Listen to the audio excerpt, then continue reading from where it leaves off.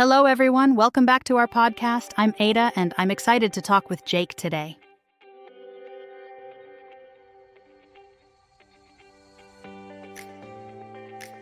Hi, Ada. Hi, listeners. Today's topic is all about travel experiences and dream destinations. It's such a fun and useful subject. Absolutely, Jake. Talking about travel helps improve vocabulary and gives us a chance to practice real-life conversations. Plus, who doesn't love dreaming about new places? Let's start with some key words. When we talk about travel, we often use words like destination, itinerary, and adventure. For example, a destination is the place you want to visit. Right, and itinerary means the plan for your trip. For instance, you might say, "My itinerary includes visiting museums and trying local food." Adventure means an exciting experience, like hiking or exploring new cities. These words help you speak clearly about your travel plans. You could say, "I'm planning an adventure to Japan next year," or "My itinerary is full of fun activities." Using these words makes your English more natural. Exactly, Jake. And in daily conversations, travel phrases are very common. Phrases like book a flight, check in at the hotel, and go sightseeing are great to know. For example, I booked a flight to Paris last When week. talking about travel, we also use phrasal verbs like take off, meaning when the plane leaves the ground, or set off, which means to start a journey, like our plane takes off at 8 a.m. That's right. And body language and tone are important too. When sharing your travel stories, you can use excited tones or gestures to make your story more interesting.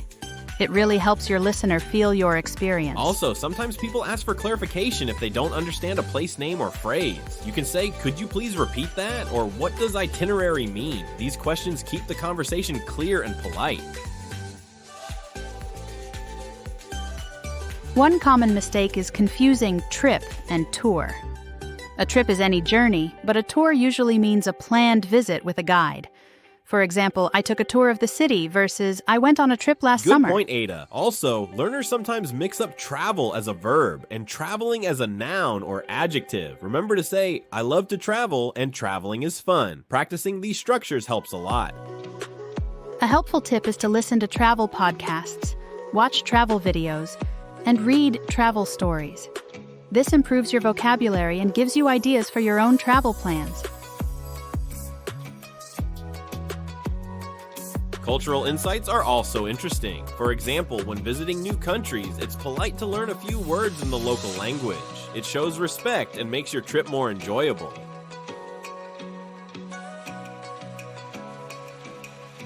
Absolutely. It also helps avoid misunderstandings. One phrase to remember is "excuse me," which is useful everywhere. Saying it politely opens doors, both literally and figuratively. Let's try a real example. Imagine you're at an airport and you want to ask someone for help. You could say, "Excuse me, could you tell me where the check-in counter is?" This kind of practice builds confidence.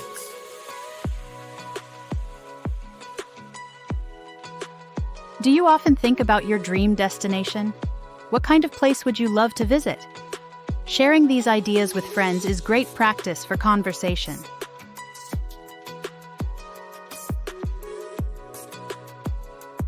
Maybe a tropical beach, a big city, or a historic site. Whatever it is, talking about your travel dreams helps you learn new words and express your thoughts clearly.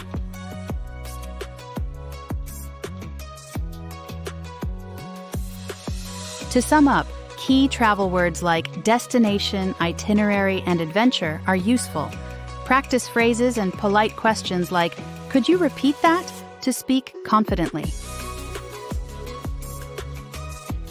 Remember, listening to travel content and practicing with friends will improve your skills. Don't worry about mistakes, just keep trying and have fun learning.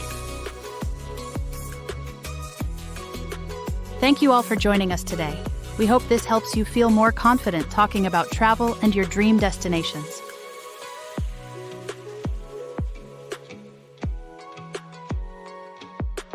Yes, thanks for listening. Please practice what you learned, subscribe for more lessons, and have a wonderful trip wherever your dreams take you.